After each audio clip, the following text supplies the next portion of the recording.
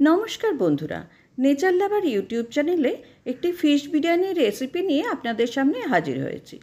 আপনারা chicken biryani, mutton biryani সবাই খেয়ে থাকতে পারেন, কিন্তু ফিশ বিরিয়ানি খেয়েছেন কি? একদম ডিফারেন্ট স্বাদের, অপূর্ব লাগবে। আপনারা করে দেখতে পারেন। যে কোনো বড় মাছ দিয়ে হবে। ইনগ্রিডিয়েন্টসগুলো আমি দিয়ে দিলাম, আপনারা দেখে নেবেন। বাসমতি চাল আমি ভালো করে ধুয়ে আধ ঘন্টার জন্য এই চালটা আমি ভিজিয়ে রেখেছি। চালটা ভেজালে তাড়াতাড়ি ভাতটা হয়ে যাবে।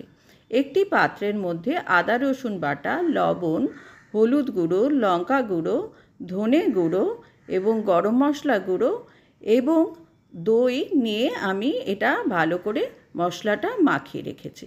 মশলাটা ভালো করে মাখিয়ে নিতে হবে, যাতে মাছের মধ্যে এই মশলাটা খুব ভালো করে ঢোকে। মাছের গায়ে আমি মশলাগুলি খুব ভালো করে লাগিয়ে নিচ্ছি এবং এই দেখুন আমি এইভাবে লাগিয়ে নিচ্ছি এবং এটি আধ ঘন্টার জন্য ম্যারিনেট করতে দিয়েছি।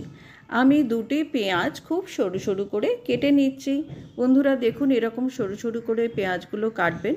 তারপরে একটা ফ্রাইং প্যানে আপনারা একটু তেল দিয়ে এইগুলো পেঁয়াজগুলো দিয়ে ভালো করে ভেজে নেবেন। দেখুন এরকমভাবে একটু ভাজতে হবে, গ্যাসটা কমিয়ে কমিয়ে ভাজবেন যাতে পুড়ে না যায়। এবারে আমি আদা রসুন বাটা 2 চামচ আদা রসুন বাটা এর মধ্যে দিয়ে ভালো করে কষিয়ে নিচ্ছি। গ্যাসটা কিন্তু আমি সবসময়ই কম রেখেছি। এর মধ্যে আমি দিয়ে দিচ্ছি একটু টমেটো কুচি। এইভাবে আমার ভাজাটা হয়ে গেল।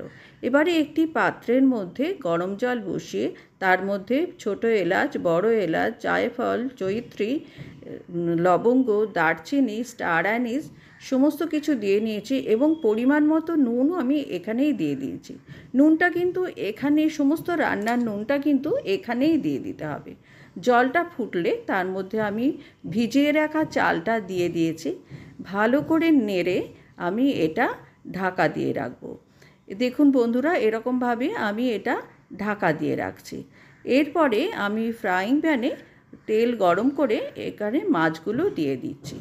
মাছগুলো আমি গ্যাস কমিয়ে খুব ভালো করে ভাজবো। ভালো করে গ্যাসটা কমাবেন, নাহলে কিন্তু মাছগুলো পুড়ে যাবে, ভেতরটা সেদ্ধ হবে না।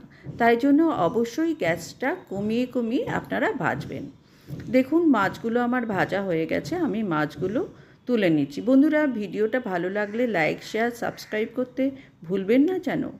দেখুন এইখানে যে ভাতটা আমি বসিয়েছিলাম, এখানে একটু শক্ত রাখতে হবে, যেন 78% এটা ভাতটা হয়, একটু যেন শক্ত থাকে, নাহলে এরপরে যখন আমি করব তখন ভাতটা একদম গলে যেতে পারে। এবারে আমি ভাতটা ছেঁকে নিয়েছি, একটু মিলে নিয়েছি। এবারে একটা বড় পাত্র গ্যাসের মধ্যে বসিয়ে ঘি দিয়ে তার উপরে আমি ভাজা পেঁয়াজগুলো প্রথমে ছড়িয়ে দিয়েছি। এবারে যে মাছের যে মশলার যে অবশিষ্ট অংশটা ছিল, সেই মশলাটা আমি এর মধ্যে দিয়ে খুব ভালো করে নাড়িয়ে নিয়েছি। গ্যাসটা কিন্তু সবসময় কম করবেন এবং এর ওপরে ধনেপাতা ছড়িয়ে ভেজে রাখা মাছগুলো এর মধ্যে আমি দিয়ে দিয়েছি।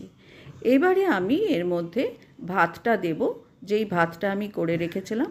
দেখুন বন্ধুরা, এই রকমভাবে আমি ভাতটা সব পুরোটা মিলে দিচ্ছি।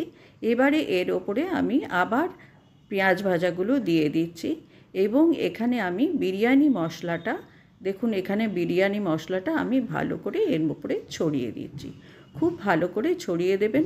আমি পরিমাণটা ওখানে ইনগ্রেডিয়েন্টসে দিয়ে দিয়েছি, আপনারা দেখে নেবেন। এবারে ধনেপাতা দিলাম। প্রথম লেয়ারটা হয়ে গেল, এবার দ্বিতীয় লেয়ারের জন্য আমি মাছগুলো সাজিয়ে নিচ্ছি। এর উপরে আমি ভাতটা দিয়ে দিচ্ছি। বন্ধুরা, এই স্যাফরন আপনারা একটু দুধে ভিজিয়ে রাখবেন। আমার কাছে স্যাফরন ছিল না, তাই আমি একটু দুধ জল আমি এখানে দিয়ে দিচ্ছি, কিন্তু স্যাফরনটাই দেওয়া দরকার। এবারে ধনেপাতা আমি ওপর থেকে ছড়িয়ে দিলাম, একটু ঘি দিয়ে দিলাম এবং ঢাকা দিয়ে দিলাম 8-9 মিনিটের জন্য। এইবারে আমি গ্যাসের মধ্যে একটা তাওয়া বসিয়ে তার উপরে এই যে বিরিয়ানির যে পাত্রটা সেটা বসিয়ে দিলাম 5 মিনিটের জন্য, গ্যাস কম করে। একদম বিরিয়ানি তৈরি, অপূর্ব স্বাদের বিরিয়ানি, অন্য ধরনের খেতে। আপনারা অবশ্যই বন্ধুরা করে দেখবেন। এইরকমভাবে করলে খুব ভাল লাগে। নেক্সট ভিডিওতে আপনাদের সঙ্গে দেখা হবে।